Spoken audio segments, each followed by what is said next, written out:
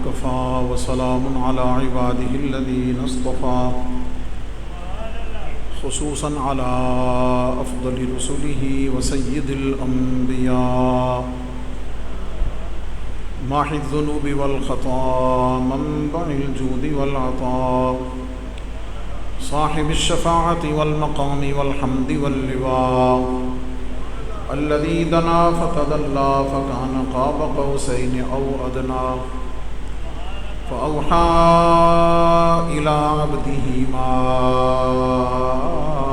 أوحى سيدنا ومولانا وملجانا ومأوانا وحبيبنا وشفيعنا وطبيبنا وطبيب قلوبنا وقرة عيوننا محمد المصطفى وعلى آله وأصحابه وأزواجه وأهل بيته وأولياء أمته وعلماء ملته ومن تبعهم بالإحسان إلى يوم الجزاء أما بعد فأعوذ بالله من الشيطان الرجيم بسم الله الرحمن الرحيم وإذ ابتلى إبراهيم ربه بكلمات فأتمهن قال إني جاعلك للناس إماما قال ومن ذريتي قال لا ينال عهد الظالمين صدق الله مولانا العظيم وصدق رسوله النبي الكريم إن الله وملائكته يصلون على النبي يا أيها الذين آمنوا صلوا عليه وسلموا تسليما الصلاة والسلام عليك يا سيدي يا رسول الله وعلى آلك وأصحابك يا سيدي يا حبيب الله الصلاة والسلام عليك يا خاتم النبيين وعلى آلك وأصحابك يا شفيع المذنبين الصلاة والسلام عليك يا إمام الحرمين وعلى آلك وأصحابك يا جد الحسن والحسين گنج بخش فیض عالم مظہر نور خدا ناقصارا پیر کامل کاملارا رہنما گنج بخشی آپ کی مشہور ہم پہ کر کرم کروا کرم دونوں جہاں میں رب شرم۔ اللہ رب العزت کی بے حد و بے حساب حمد و ثنا اور اس کے محبوب کریم رؤوف الرحیم صلی اللہ علیہ وسلم کی بارگاہ میں نذرانہ درود و سلام عرض کرنے کے بعد جملہ سامعین، حاضرین، بزرگ و دوستوں، عزیزان کی قدر، حضور فیض عالم داتا گنج بخش علیہ رحمہ کی بارگاہ میں حاضری کے لیے اور جمعہ کی ادائیگی کے لیے تشریف لانے والے حضور فیض عالم کے تمام غلام، جمی غلامان مصطفیٰ کریم صلی اللہ علیہ وسلم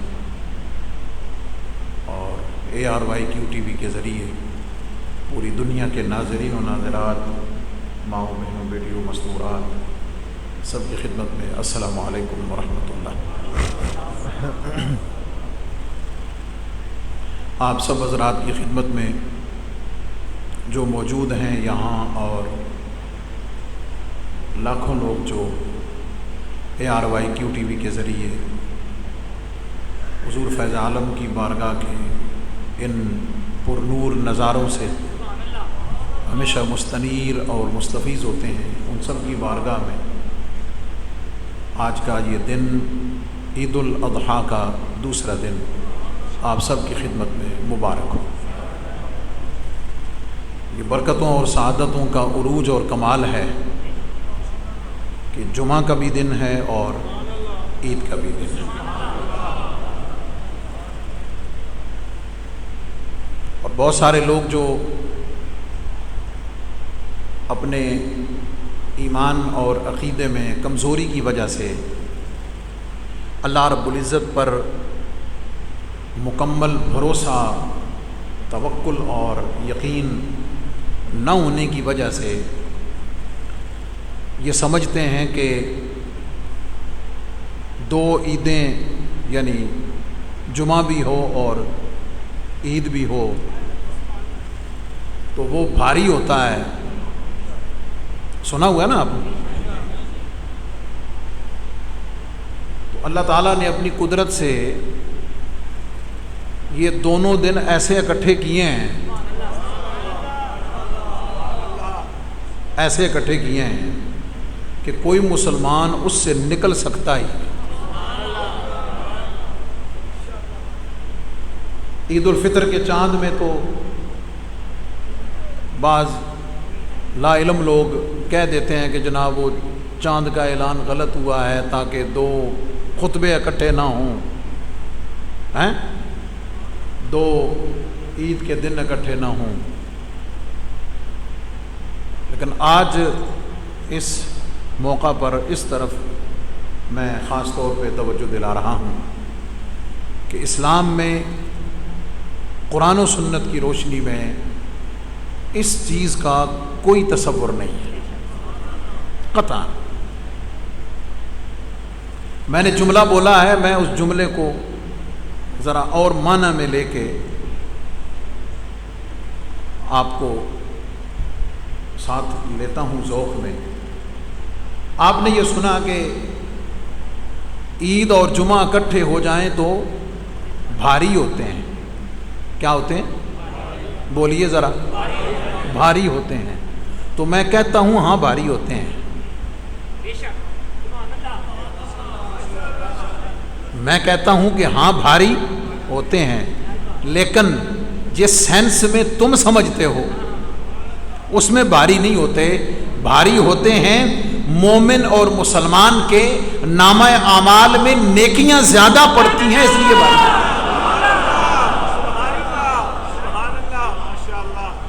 مسلمان کے نامہ اعمال میں نیکیوں کا وزن بڑھ جاتا ہے، اللہ رب العزت کی رحمت اور عطا اور فضل بڑھ جاتا ہے۔ اس لحاظ سے مومن کے نامہ اعمال کے لیے، حسنات اور نیکیوں کے لیے اگر یہ دونوں سعادتیں اکٹھی ہو جائیں تو مومن کے نامہ اعمال کے لیے بھاری ضرور ہوتا ہے۔ اس طرف توجہ رکھنی چاہیے۔ باقی تعز من تشاء وتذل من تشاء، یہ اللہ رب العزت کے اپنے فیصلے ہیں کہ وہ کسے تؤتی الملک من تشاء وتنزع الملک ممن تشاء۔ تو اس لیے یہ سوائے عقیدے اور ایمان کی کمزوری کے کچھ نہیں ہے، جس کا اسلام سے کوئی تعلق نہیں۔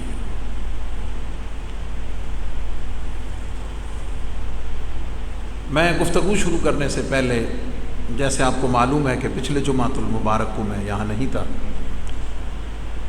تو اللہ رب العزت نے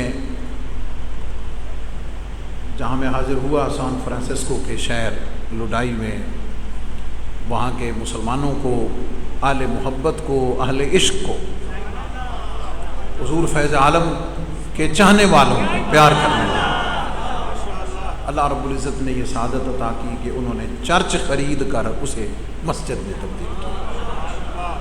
اور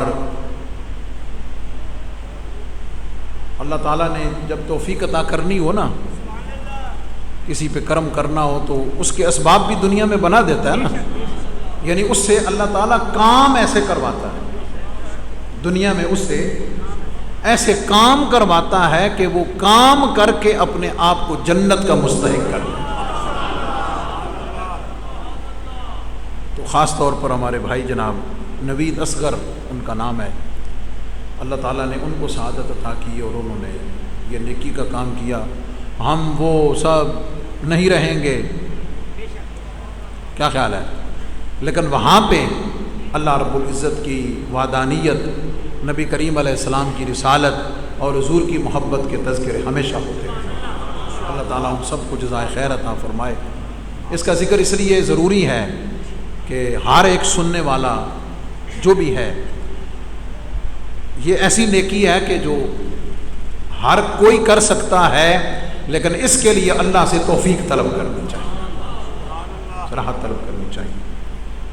اور میں تاریخ کا حساب لگا رہا تھا تو وہ فیس بک پہ پریویس میموریز آ جاتی ہیں نا پیج کے اوپر، تو 10واں سال ARYQ TV کو داتا صاحب سے جمعہ لائیو نشر کرتے ہوئے شروع۔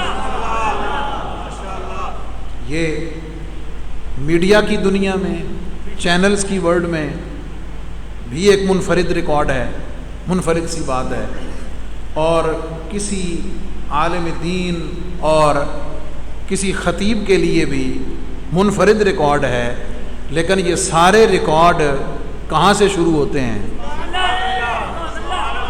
حضور فیض عالم کی نسبت سے۔ اللہ نے انہیں سعادت عطا فرمائی، ہمیں سعادت عطا فرمائی، آپ کو سننے کی سعادت عطا کی۔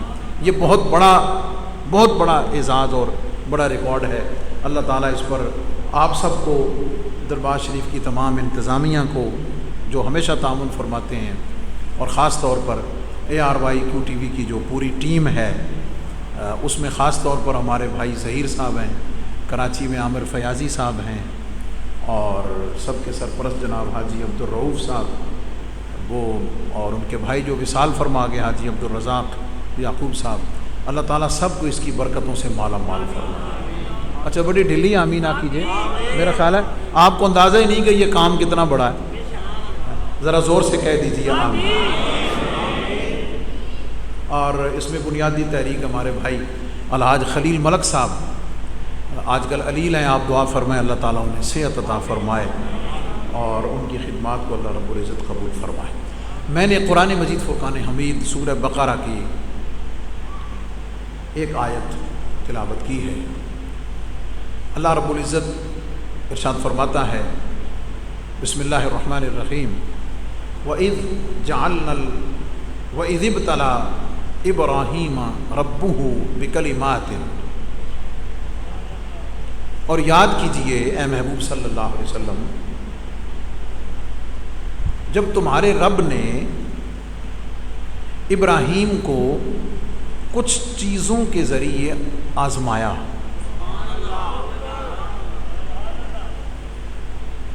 اللہ رب العزت نے اپنے پیغمبر حضرت ابراہیم خلیل اللہ علیہ السلام ان کے بارے میں فرمایا کہ محبوب ہم نے انہیں آزمایا، ان کا ٹیسٹ کیا، ان کو چیک کیا ہم۔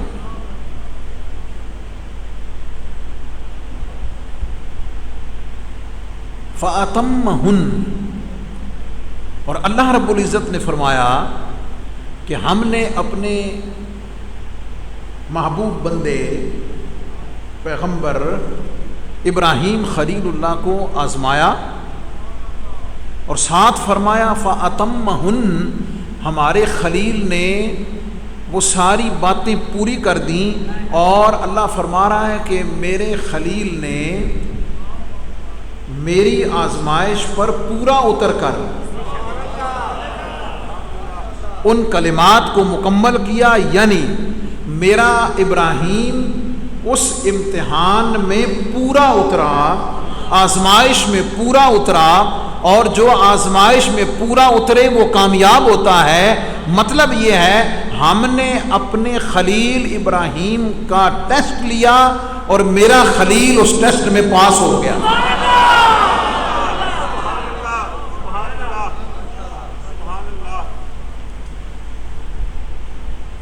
ایک تفسیری نکتہ چھوٹا سا، فا جو ہے اہل علم جو عربی جانتے ہیں ان کے علم میں ہے،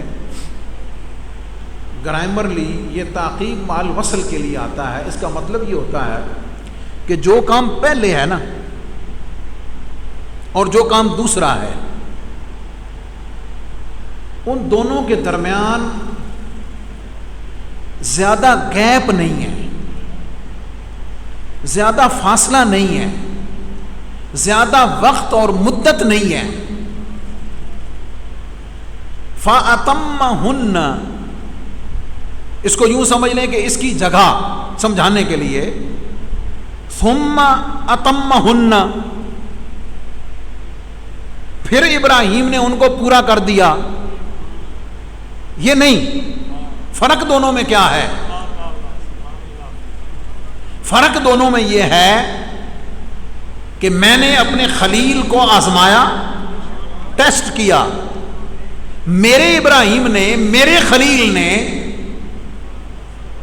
اس ٹیسٹ پر پورا اترنے میں، اسے پاس کرنے میں دیر نہیں لگائی.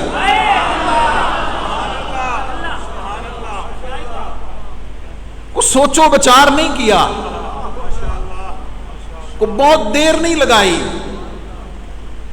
کو ہچکچایا نہیں. میرا خلیل، میرے خلیل نے میرے اس حکم پر پورا اترنے کے لیے کوئی بہانہ کرنا تو دور کی بات ہے، اسے ٹالنا تو دور کی بات ہے، اسے ٹلنے کی دعا کرنا تو دور کی بات ہے، اس میں ہچکچاہٹ پیدا کرنا، ہچکچانا دور کی بات ہے، سوچو بچار کرنا یہ بھی بڑی دور کی بات ہے. ادھر میں نے ابراہیم خلیل کو آرڈر دیا،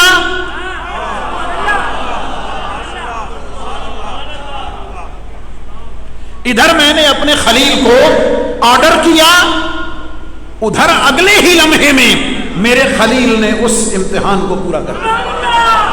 یہ نکتہ ہے.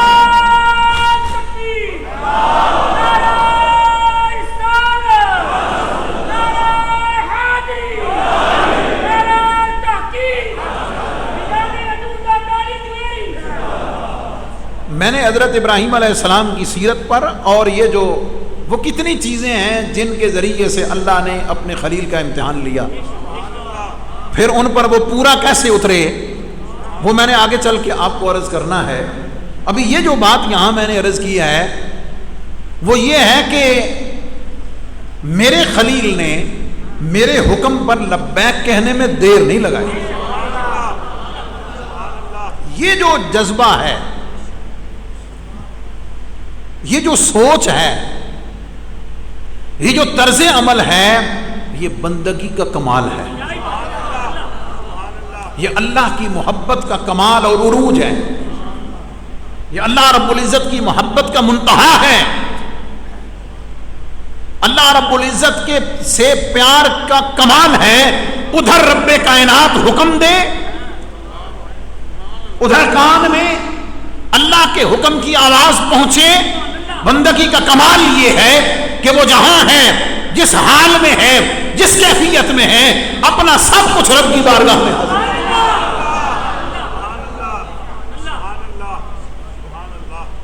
اس کو میں دو باتوں سے سمجھانا چاہتا ہوں، اور میں یہاں رک کر اس پر اس لیے بات کر رہا ہوں اور اس پہ ذرا تفصیلی بات کرنا چاہتا ہوں،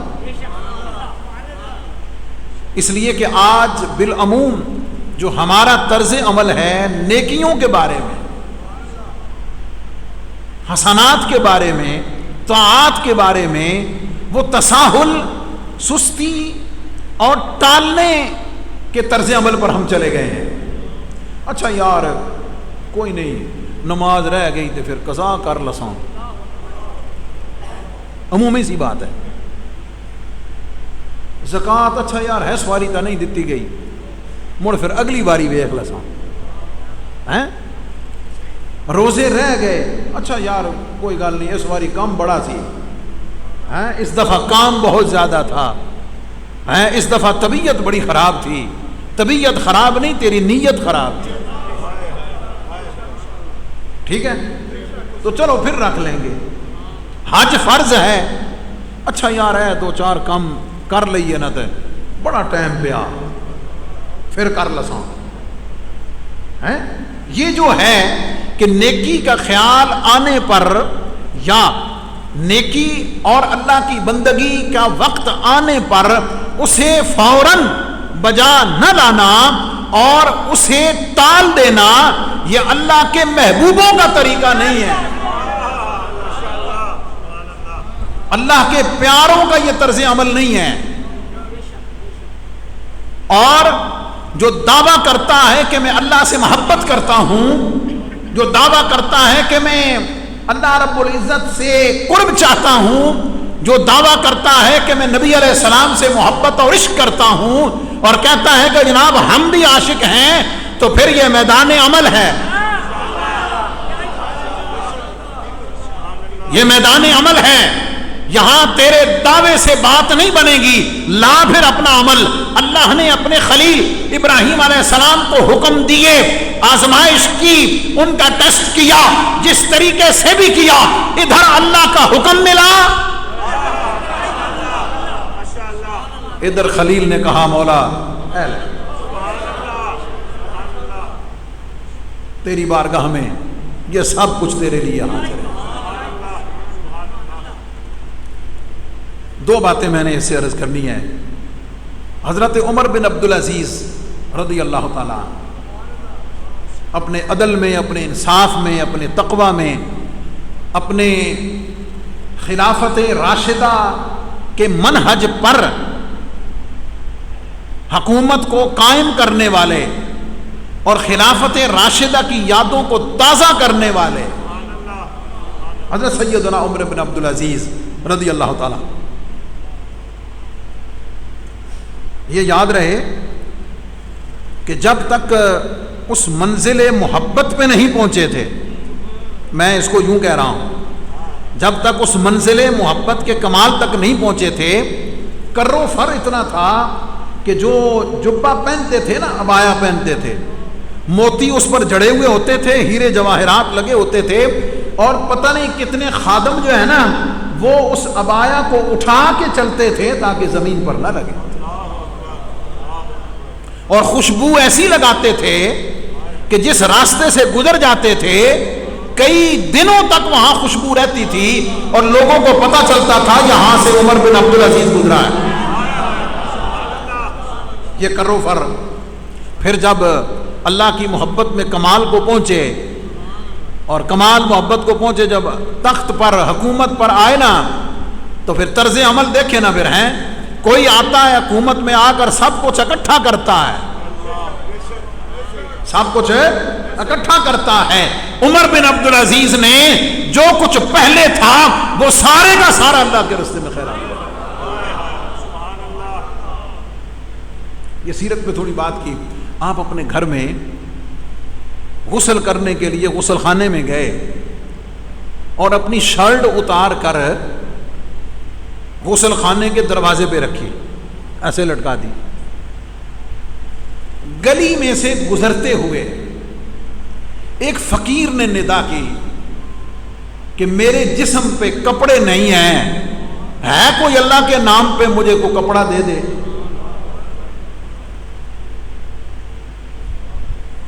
ہے کوئی جو اللہ کے نام پہ مجھے کپڑا دے دے. عمر بن عبدالعزیز نے اندر سے ہی بیوی کو آواز لگائی، انہوں نے کہا پلیے چک قمیض تے فوری دے دے.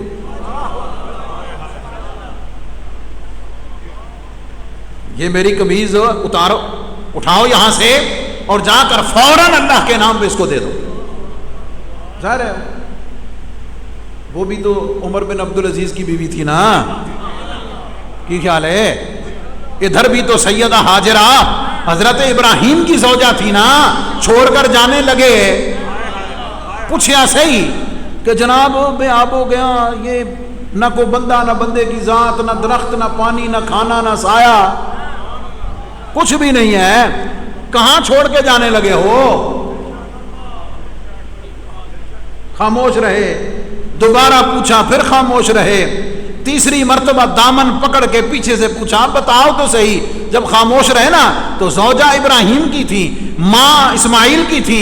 خود خیال میں آیا کہ میرا گھر والا کوئی عام گھر والا تو ہے نہیں، میرا گھر والا کوئی عام گھر والا تو ہے نہیں. خود پوچھا ابراہیم یہ بتاؤ اللہ نے تو نہیں کہا، ہمارے رب نے تو تجھے آرڈر نہیں کیا ہے، اللہ کا حکم تو نہیں ہے کہ اس جگہ چھوڑ کر جاؤ. ابراہیم خلیل اللہ نے پیچھے مڑ کر محبت و شفقت بھری نگاہوں سے سر ہلا کر کہا ہاں میں حقوق کو جانتا ہوں. میں یعنی اللہ کے نبی ہے نا, تو اللہ کا نبی زیادتی کیسے کر سکتا ہے کہ بے آسرا اپنی بیوی معصوم بچے کو اس طرح ریگستان میں چھوڑ کے چلا جائے؟ یہ تو نبی کی اس شریعت اور نبی کے منصب نبوت کے خلاف ہے. تو سر ہلا کر کہا ہاں اللہ نے مجھے حکم دیا ہے. جب یہ فرمایا تو حضرت سیدہ ہاجرہ نے اس پر کوئی پس و پیش نہیں کیا. جب فرمایا اللہ کے حکم پر آپ کر رہے ہیں تو جائیے.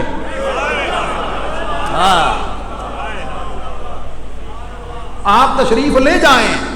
کیوں؟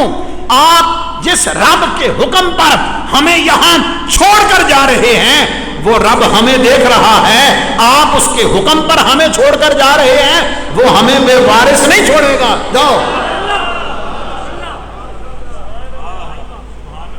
اور میں جب اس پورے واقعہ کو دیکھتا ہوں, پڑھتا ہوں, تو اس کے بنیادی پاکیزہ اور عظمت والے کردار تو تین ہیں نا, حضرت ابراہیم, حضرت ہاجرہ اور حضرت اسماعیل. ٹھیک ہے جناب, ماں باپ اور بیٹا, ہسبینڈ اور وائف ہیں, یہی تین ہے نا. تینوں کو آپ ان کی شخصیات میں, ان کے اعمال میں, ان کے طرز عمل میں آپ تینوں کو الگ الگ اسٹڈی کریں,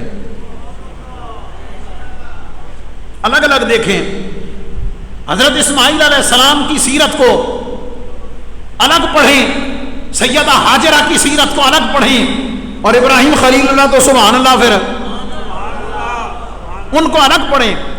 باقی کئی اور چیزوں کے ساتھ جو ان تینوں ہستیوں میں ایک چیز بنیادی اور کامن کار فرما ہے, وہ یہ ہے کہ اگر حضرت ابراہیم اللہ کی محبت میں اعلیٰ درجے پر ہیں تو حضرت سیدہ ہاجرہ بھی اسی مقام پر ہیں, حضرت اسماعیل بھی اسی مقام پر ہیں. حضرت ابراہیم اگر اللہ کے توکل میں, اللہ کے بھروسے میں اعلیٰ درجے پر ہیں تو اسی رب پر سیدہ ہاجرہ کے توکل بھی پورا ہے, اور سید اسماعیل کا بھی اسی طرح پورا ہے.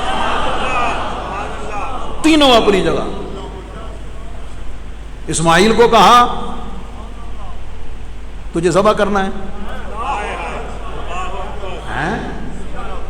ابا جی کریے, افعل ما تؤمر. اور نیکی میں جلدی پہ بات کر رہا ہوں نا, یہاں فا ہے, وہاں سنیے ذرا. انی ارا فی المنام انی اذبحک فانظر ثم انظر, یہاں نہیں ہے. وہی ترتیب, وہی تفصیل یہاں ہے کہ حضرت ابراہیم علیہ السلام نے جب اپنے بیٹے سے مشورہ کیا نا, تو وہاں بھی تأمل نہیں ہے, تاخیر نہیں ہے, سوچ بچار نہیں ہے, مشورہ نہیں ہے, اور اس مشورے میں درمیان میں ماں ہے ہی نہیں. قرآن کا اسلوب دیکھیں. حضرت ابراہیم علیہ السلام نے خواب دیکھا, سیدہ ہاجرہ سے مشورہ نہیں کیا, سیدہ ہاجرہ سے مشورہ نہیں کیا کہ میں نے یہ خواب دیکھا ہے تو دس کے کرنا. اللہ اکبر.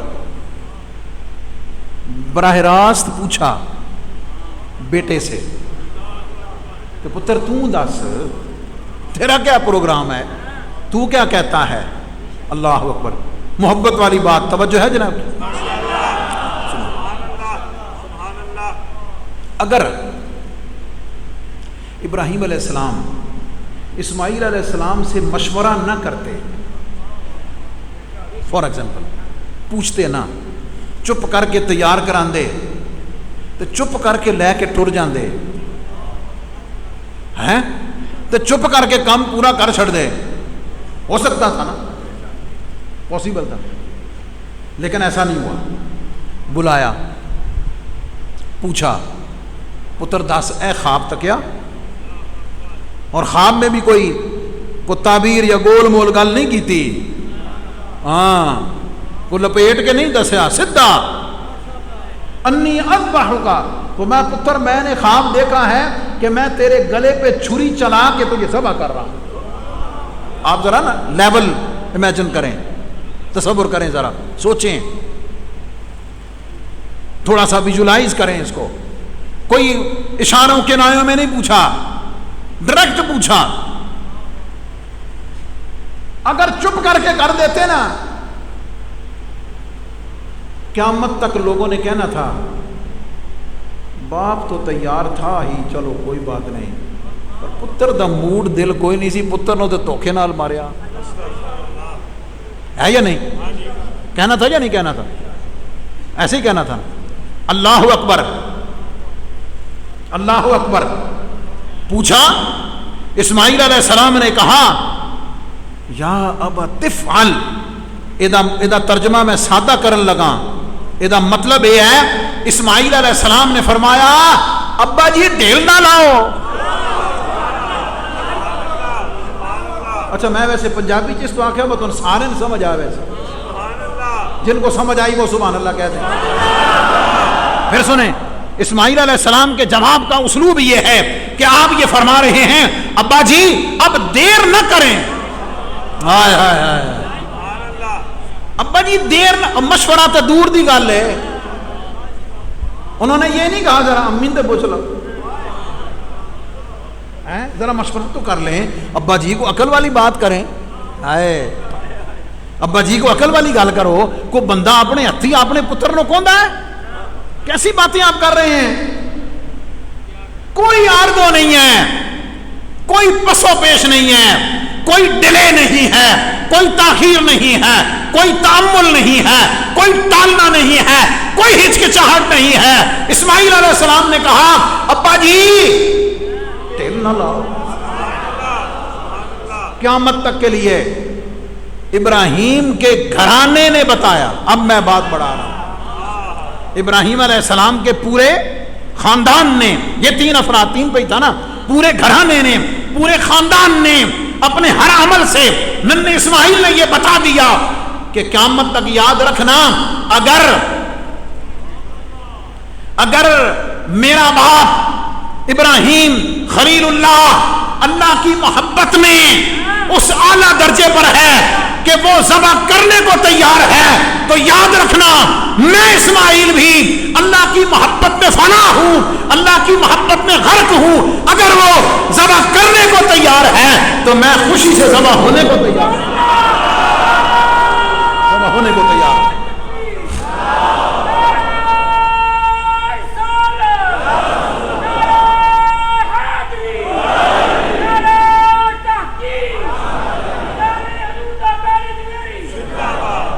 یہ میں نے جو نیکی میں جلدی ہے نا،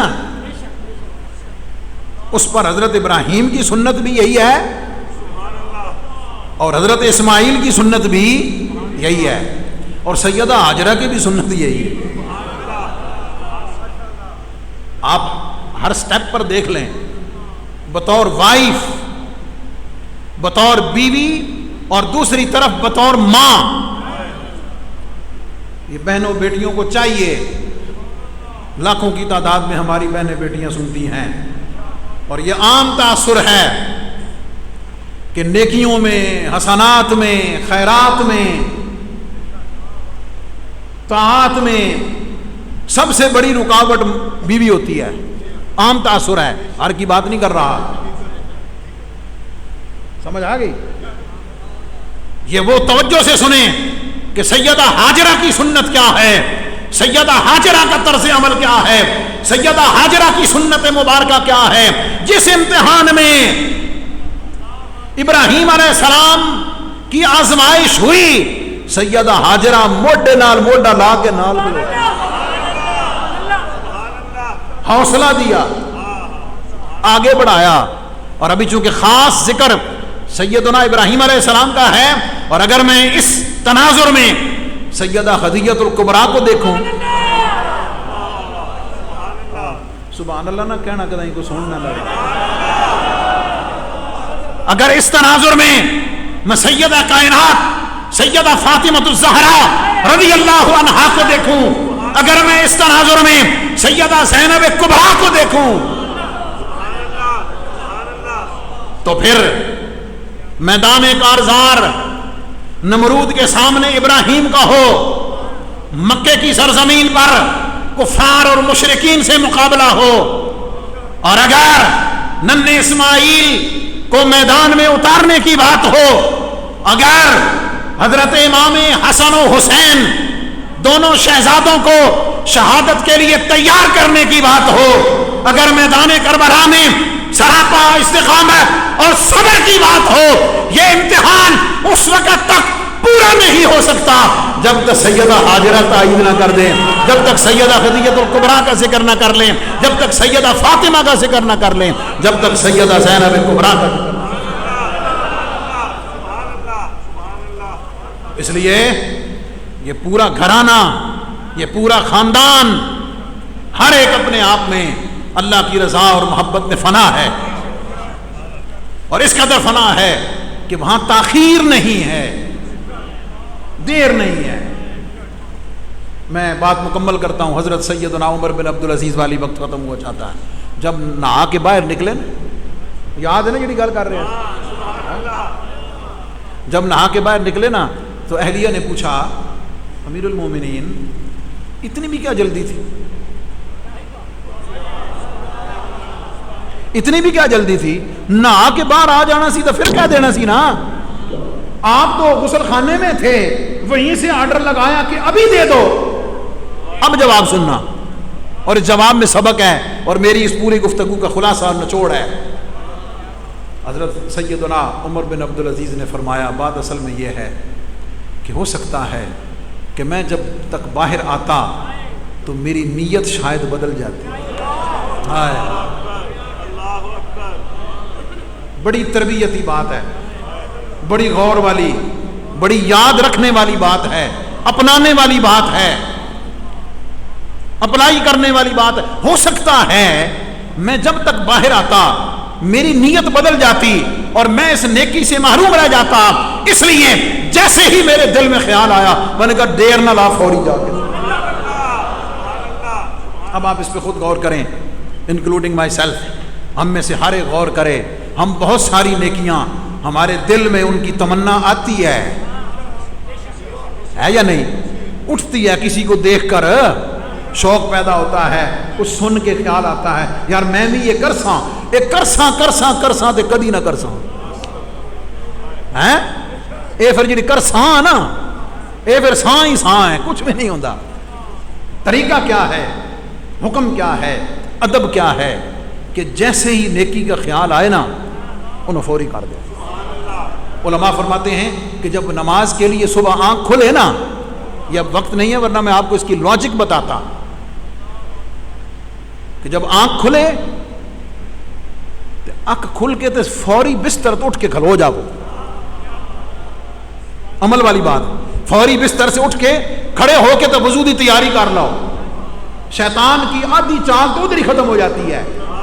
جیڑا بندے دی آنکھ کھلی پھر بستر تے لیٹیاں سوچی پہ گیا، پریکٹیکل بتا رہا ہوں نا، جیڑا سوچی پہ گیا نماز کوئی نہ پڑھی، میں بس اٹھ کے پڑھ لیساں، پھر پڑھ لیساں، اور پھر دا پھر ہی رہے۔ یہ ادب جو حضور فیض عالم کے فیضان سے اور قرآن پاک کے اس پر بہت بات کی جا سکتی ہے، لیکن ظاہر ہے ایک خاص بات کرنی ہوتی ہے۔